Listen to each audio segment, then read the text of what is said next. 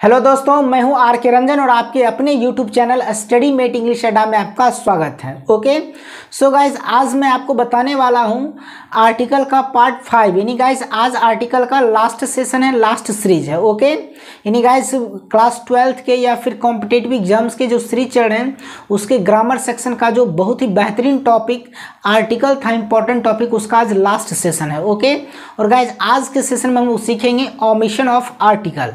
यानी ओमिशन का मतलब क्या होता है? हटाना, ओमिट।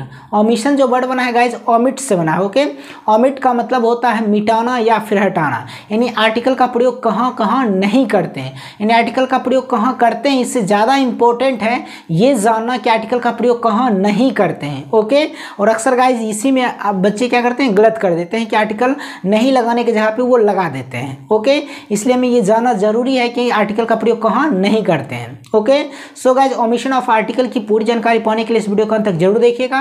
अगर आप चैनल पे पहली बार देख रहे हैं तो चैनल को सब्सक्राइब कर लीजिएगा और बेल आइकन को दबा लीजिएगा जिससे कि कोई भी वीडियो आपका मिस ना हो। ओके तो चलिए गाइस बिना देरी किए हुए सेशन की शुरुआत करते हैं। So let's get started.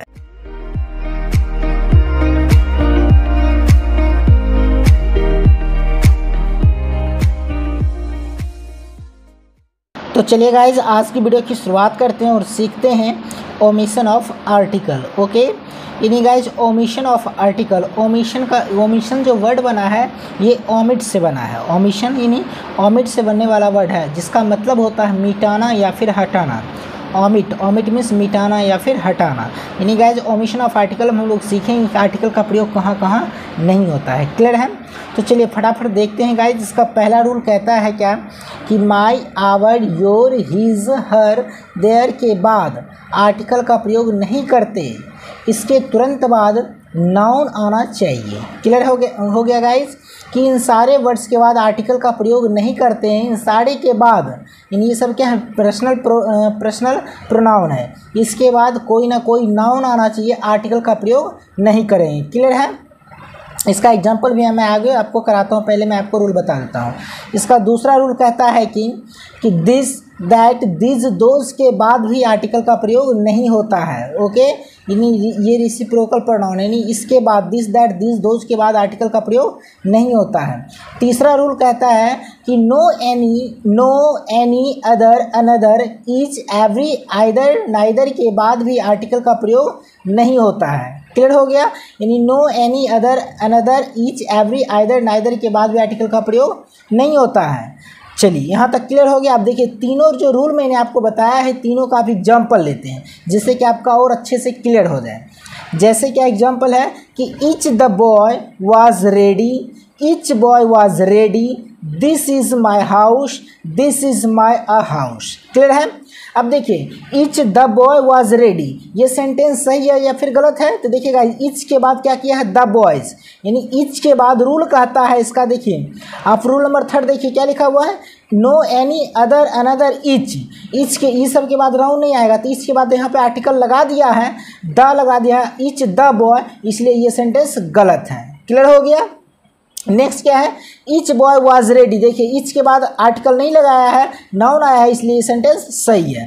अगला क्या है, दिस इज माई हाउस, देखिए दिस इज माई हाउस, यानी माई के बाद पहला रूल कहता है my, our, your, his, her, their के बाद आर्टिकल का प्रयोग नहीं होता, नाउन आना चाहिए।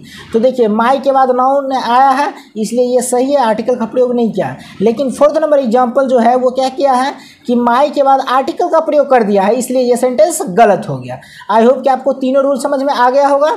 चलिए फटाफट देखते हैं रूल आगे। तो रूल नंबर 4 क्या कहता है गाइज, आपको इसको याद रखना है, बहुत ही इंपॉर्टेंट लाइन है। ओके क्या कि kind of, type of, sort of, variety of, rank of, part of, title of, position of, a lot of, lots of, plenty of, a great deal of के बाद आर्टिकल का प्रयोग नहीं होता। यानी गाइज इसमें जितना भी मैंने आपको वर्ड लिखा है इस वर्ड के बाद आर्टिकल का प्रयोग नहीं होता है। क्लियर है? चलिए एग्जाम्पल लेते हैं। जैसे I don't like this kind of a man, उसके बाद अगला एग्जाम्पल क्या है, I don't like this kind of man. उसके बाद है he has been promoted to the rank of an SP। Clear है? अब देखिए तीनों एग्जाम्पल है। तो पहला एग्जाम्पल क्या किया, काइंड ऑफ है, काइंड ऑफ के बाद ए मेन लगा दिया। रूल कहता है कि काइंड ऑफ के बाद आर्टिकल का प्रयोग नहीं आना चाहिए, जैसा कि रूल में लिखा हुआ देख लीजिए, उस सब वर्ड के बाद आर्टिकल का प्रयोग होता ही नहीं है।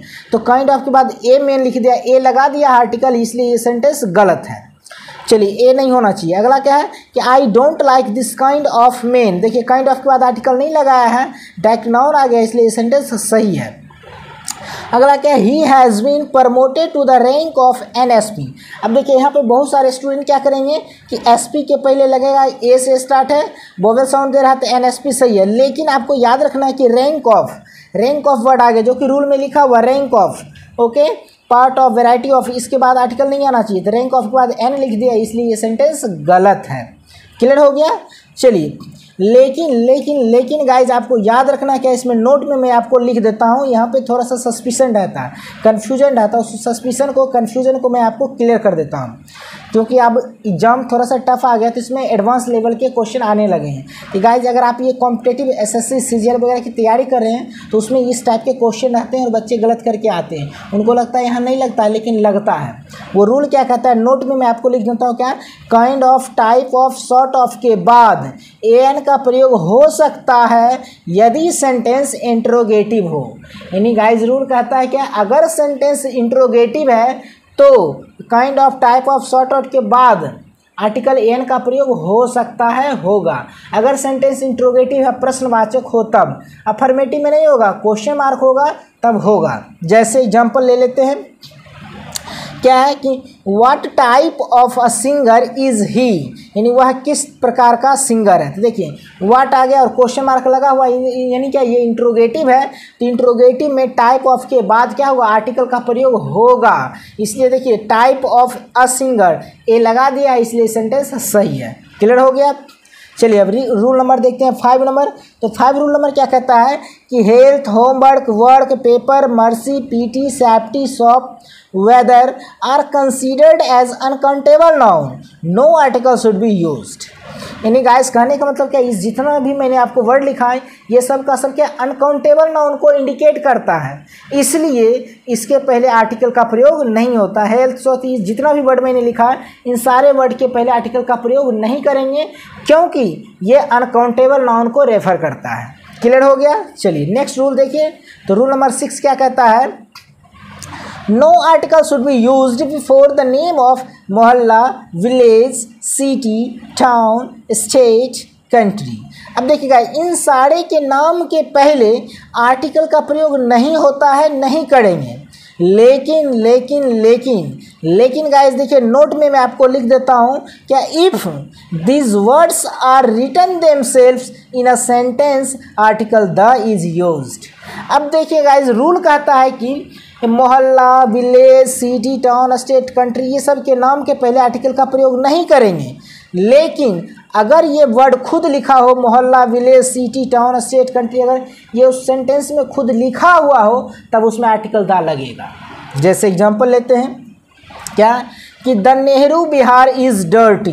अब देखें नेहरू बिहार क्या हो गया, मोहल्ला का नाम है, मोहल्ला का नाम है, तो मोहल्ला का नाम के पहले आर्टिकल नहीं लगेगा, यहाँ लगा दिया इसलिए ये गलत हो गया।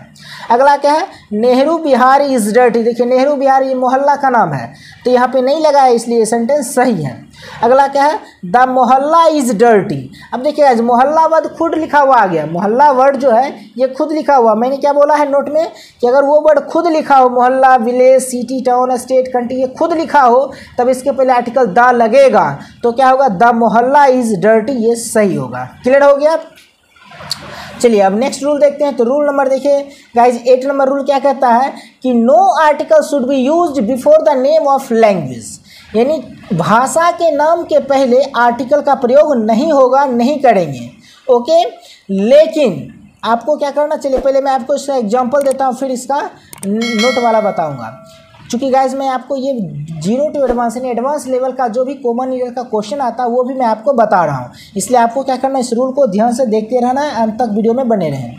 क्या है कि no article should be used before the name of language, यानी भाषा के नाम के आर्टिकल का प्रयोग नहीं होता है। क्या है, I can speak the Hindi, I can speak Hindi, तो ऊपर वाला गलत होगा, नीचे वाला सही होगा। क्यों होगा, देखिए हिंदी भाषा का नाम है, उसके पहले दा लगा दिया, इसलिए सेंटेंस गलत है, यानी भाषा के नाम के आर्टिकल नहीं लगना चाहिए था। अगर नीचे क्या I can speak Hindi, Hindi भाषा है, भाषा पहले नहीं लगा इसलिए ये सेंटेंस सही हो गया। यहाँ तक क्लियर है। आई होप कि आपको ये रूल पहले से पता होगा कि भाषा का नाम पहले नहीं लगा होगा, नहीं लगता है। लेकिन अब जो मैं आपको एडवांस वाला रूल बताता हूँ उसको आप गौर से देखिए। नोट में क्या है कि article the may be used before the name of language when the word language is retained itself in a sentence. Rule कहता है कि भाषा के नाम पहले नहीं लगेगा, लेकिन किसी भाषा का नाम हो उसके बाद लैंग्वेज वर्ड खुद लिखा हो, लैंग्वेज लिखा हो, तब उस भाषा के पहले आर्टिकल द का प्रयोग होगा। जैसे कि इसका एक स्ट्रक्चर बना देते हैं क्या, the plus name of language plus language, यानी भाषा का नाम रहेगा उसके बाद लैंग्वेज वर्ड भी लिखा रहेगा तब उसमें द लगेगा। जैसे एग्जांपल द हिंदी लैंग्वेज, देखिए हिंदी भाषा का नाम है और उसका लैंग्वेज वर्ड भी खुद लिखा हुआ है, तो लैंग्वेज वर्ड खुद लिखा रहेगा तो भाषा का नाम पहले भी आर्टिकल लगेगा, तो क्या हो गया, द हिंदी लैंग्वेज सही होगा। अगला क्या है example, the English is the language of the English, यानी इंग्लिश, देखिए इंग्लिश भाषा का नाम है, पहले सब्जेक्ट वाले पे है वो इंग्लिश भाषा का नाम है, लेकिन लैंग्वेज वर्ड इसमें आ गया इसलिए इसके पहले द लगा है। और लास्ट वाले जो द इंग्लिश लिखा हुआ है इसका मतलब अंग्रेज होगा। यहाँ द इंग्लिश का मतलब इंग्लिश भाषा नहीं होगा, इसका मतलब अंग्रेज होगा। द इंग्लिश का मतलब होता है अंग्रेज, तो the English is the language of the English, यानी अंग्रेजी अंग्रेज की भाषा है। क्लियर हो गया। लैंग्वेज वर्ड आया इसलिए शुरू वाले स्टार्टिंग में जो इंग्लिश है ये सब्जेक्ट है, ओके, ये भाषा का नाम है इसलिए इसके पहले द लगा है, इसलिए लगा है क्योंकि ये लैंग्वेज वर्ड इसमें आ गया है। क्लियर है। नेक्स्ट रूल देखते हैं। तो नेक्स्ट रूल क्या कहता है कि no article should be used before the name of festivals. Clear है गाइज, यानी क्या फेस्टिवल के नाम के पहले आर्टिकल का प्रयोग नहीं होता है, ये क्लियर है। जैसे द दुर्गा पूजा, द होली, तो द दुर्गा पूजा के पहले फेस्टिवल का नाम है, द लगा दे इसलिए गलत है। द होली ये गलत है, होली फेस्टिवल का नाम है तो नहीं लगेगा। लेकिन गाइज ये तो आपको जनरली याद होगा, लेकिन अब जो मैं आपको एडवांस वाला चीज़ बताता हूँ उसको गौर से देखिए। नोट में क्या है कि the plus name of festival plus festivals, यानी गाइस कहता रूल कहता है क्या है कि एडवांस का कि अगर कोई फेस्टिवल का नाम हो और उसके बाद फेस्टिवल वर्ड भी लिखा हो तब उस फेस्टिवल के पहले द का प्रयोग होगा। जैसे द दुर्गा पूजा फेस्टिवल, देखिए उसमें फेस्टिवल भी वर्ड आ गया तो दुर्गा पूजा के पहले लगेगा।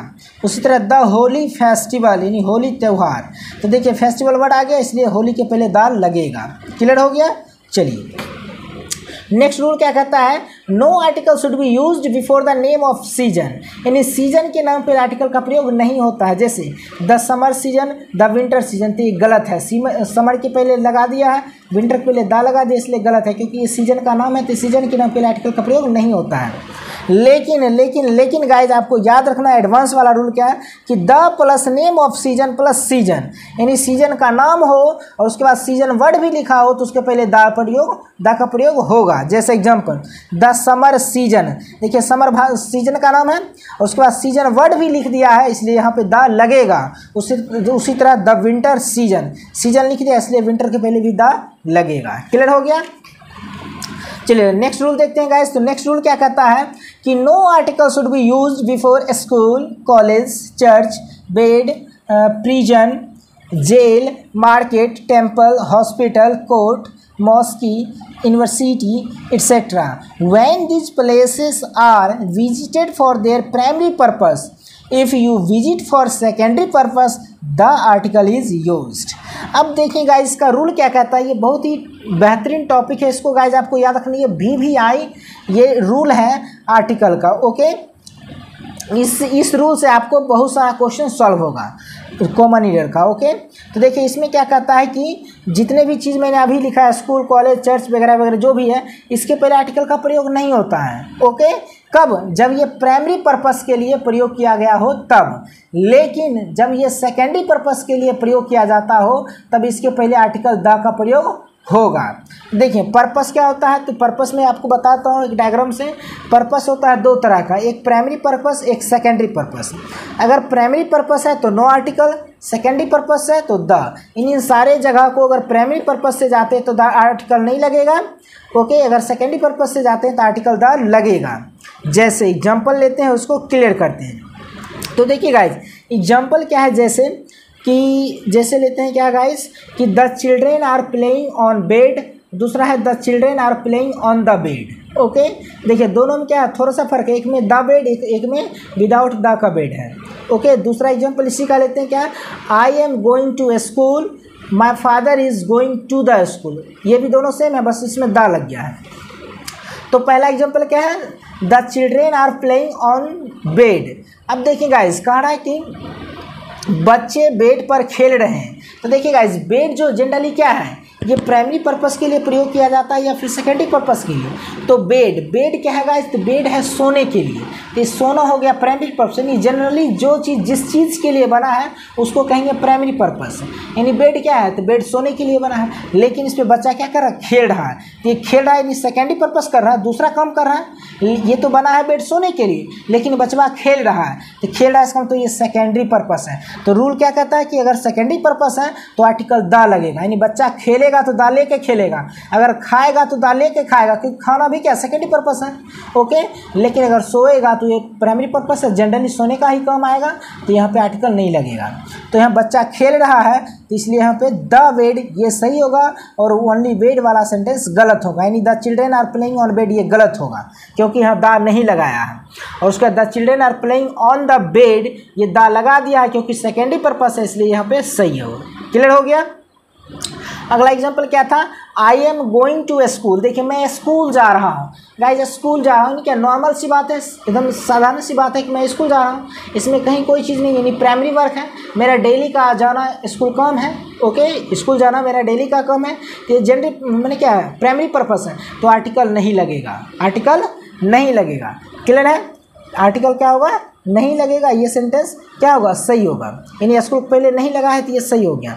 लेकिन my father is going to school और my father is going to the school. Okay, my father is going to school और my father is going to the school. अब देखिए गाइज, यहाँ पे क्या कर दिया है, दो सेंटेंस है, यानी क्या, मेरे पिताजी स्कूल जा रहे हैं, मेरे पापा जो स्कूल जा रहे हैं ये प्राइमरी पर्पस से जाएंगे। ऐसा तो नहीं कि मेरे पापा का रोज पढ़ने के लिए आना जाना है, ऐसा तो नहीं है, यानी वो जा रहे हैं वो कोई सेकेंडरी पर्पस से, या तो कंप्लेन करने के लिए, या फिर एग्जामिनेशन फ़ी देने के लिए, या फिर ट्यूशन फ़ी जमा करने के लिए, इस पर्पस से जा रहे हैं। तो डेली उनका आना जाना नहीं है, वो प्राइमरी पर्पस से नहीं जा रहे हैं, वो सेकेंडरी पर्पस से जा रहे हैं। तो पापा जब जाएंगे स्कूल तो वो द लेकर के स्कूल जाएंगे, और तुम जाओगे, स्टूडेंट स्कूल जाएगा तो वो बिना द का जाएगा। क्लियर है, क्योंकि पापा सेकेंडरी पर्पस से जा रहे हैं। क्लियर हो गया। तो क्या, my father is going to the school सही होगा, और my father is going to school ये गलत होगा, क्योंकि ये सेकेंडरी पर्पस है, तो द लगना चाहिए था। क्लियर हो गया। अब देखिए गाइस, नेक्स्ट रूल क्या कहता है, तो इसका नेक्स्ट रूल कहता है, no article should be used before father, mother, brother, sister etcetera, man, woman, life, death, science, nature, love, meal, dinner, lunch, breakfast, when these words are used in normal sense. यानी guys इन सारे words के पहले article का प्रयोग नहीं होता है जब ये नॉर्मल सेंस में प्रयोग किया जाता हो तब। क्लियर है। लेकिन नोट में क्या, इसका एडवांस रूल देख लीजिए कि when these words are used in particular sense article the is used. अगर यही वर्ड का इस्तेमाल अगर हम पार्टिकुलर सेंस में किसी खास अर्थ में करें तब इसके पहले द लगेगा। जैसे एग्जाम्पल लेते हैं क्या, कि the death keeps no calendar, यानी मृत्यु का कोई समय नहीं होता, मृत्यु का कोई कैलेंडर नहीं होता। तो ये क्या नॉर्मल सी बात है कि मौत का कोई कैलेंडर नहीं होता, तो ये नहीं लगेगा। ओके, इसलिए दा लगा दिया डेथ से पहले, चूंकि इसमें मैंने आपको लिखा है डेथ, देख लीजिए पूरा पढ़िए वर्ड, तो डेथ के पहले दा लगा दिया है, इसलिए ये सेंटेंस गलत है क्योंकि ये नॉर्मल सी बात है। अगला एग्जाम्पल क्या है कि द डेथ फॉरगिव्स नन, यानी क्या मृत्यु किसी की क्षमा नहीं करती है, मृत्यु किसी को क्षमा नहीं करती है। तो देखिए नॉर्मल सी बात है कि मौत किसी को क्षमा नहीं करता, तो डेथ से पहले दा लगा दिया, इसलिए ये सेंटेंस गलत हो गया। अगला क्या है कि I can't tolerate the death of my love, यानी मैं अपनी प्रेमी की मौत को बर्दाश्त नहीं कर सकता।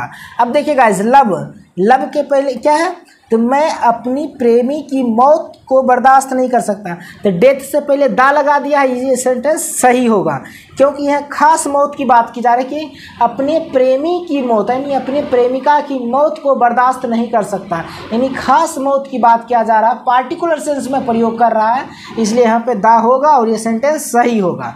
क्लियर है। जैसा कि देखा ऊपर वाले सेंटेंस में नहीं हुआ था, इसमें हुआ है। क्लियर है। इसका एक दो और एग्जाम्पल है जिससे और अच्छे से क्लियर हो जाएगा। क्या है कि the love between Radha and Krishna is immortal, यानी राधा और कृष्णा के बीच का जो प्यार है वो क्या है, अमर है।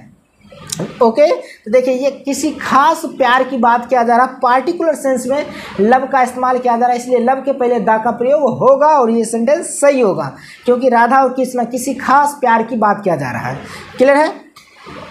नेक्स्ट एग्जाम्पल लेते हैं इसी का कि the father has told me that I should respect my teacher, यानी पिताजी ने मुझसे कहा कि तुम्हें या मुझे अपने शिक्षक का रिस्पेक्ट करना चाहिए। अब देखिए गाइज, ये नॉर्मल सी बात है, हर एक पिता अपने बेटे को कहते हैं कि तुम्हें अपने शिक्षक का आदर करना चाहिए, नॉर्मल सी बात है। तो नॉर्मल सी बात हो तो जनरल वे में आर्टिकल का प्रयोग नहीं होता है, इसलिए फादर के पहले दा लगा दिया है, इसलिए सेंटेंस गलत हो गया। क्लियर है। अब देखिए इसी के एग्जाम्पल लेते हैं। क्या, the father in him is yet alive. Okay, कह रहा है कि उसमें अभी तक पितृत्व का गुण क्या है, मौजूद है। फादर का मतलब पिता नहीं होगा, यहाँ पे क्या कह रहा है, उसमें अभी तक पितृत्व का गुण, पिता का जो गुण है वो क्या अभी तक जिंदा है। तो देखिए ये किसी खास पिता की बात क्या करनी, क्या द फादर मैंने यहाँ होगा पिता का गुण, यानी पिता का गुण, यानी क्या फादर का जो प्रयोग कर रहा है वो पार्टिकुलर सेंस में किसी खास अर्थ में कर रहा है, इसलिए यहाँ पे द आर्टिकल लगेगा और सही होगा। क्लियर है। यानी साधारण सी बात में करेंगे फादर के पहले नहीं लगेगा, और अगर इसको खास अर्थ में करेंगे तो इसके पहले द का प्रयोग होगा। क्लियर हो गया। इसका नेक्स्ट रूल देखते हैं। क्या, no article is used before material and abstract noun, यानी मैटेरियल और एब्स्ट्रैक्ट नाउन के पहले आर्टिकल का प्रयोग नहीं होता है। जैसे वी ड्रिंक अ वाटर, ये गलत होगा। वी ड्रिंक वाटर, ये सही होगा, क्योंकि वाटर मैटेरियल नाउन इसके पहले नहीं लगाया है, तो नहीं लगाया था इसलिए सही होगा। ऊपर में लगा दिया था इसलिए गलत होगा। तो उसके बाद क्या कर रहा है आगे कि no article is used, next rule क्या है, no article is used before the name of games and sports, यानी गाइज गेम यानी खेल और खेल कूद के नाम के पहले आर्टिकल का प्रयोग नहीं होता है। जैसे we like a cricket, cricket क्या खेल है, गेम का नाम है, खेल है, इसलिए इसके पहले ए लगा दिया तो इसलिए सेंटेंस गलत है। अगला एग्जांपल क्या है, I use to play a football, football खेल है, इसके पहले ए लगा दिया इसलिए सेंटेंस गलत है। क्लियर हो गया। आई होप कि दोस्तों आपको समझ में आ गया हो कि आर्टिकल का प्रयोग कहाँ पे करते हैं और कहाँ पे नहीं करते, इसमें मैंने आपको एडवांस वाला रूल भी बता दिया है। क्लियर है। चलिए अब आगे देखते हैं।